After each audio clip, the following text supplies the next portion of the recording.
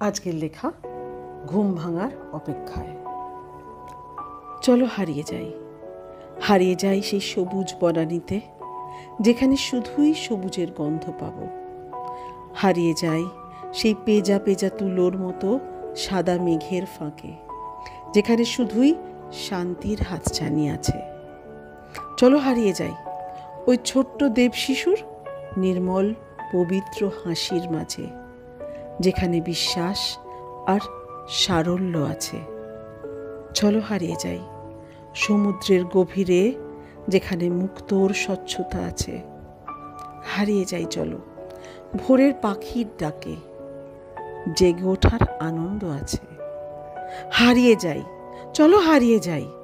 শুধু হারিয়ে যাই এই ইট, কাঠ, সিমেন্ট আর স্বার্থপরতার জঙ্গল থেকে, হিংস্র স্বার্থান্বেষী নখের আঘাত থেকে।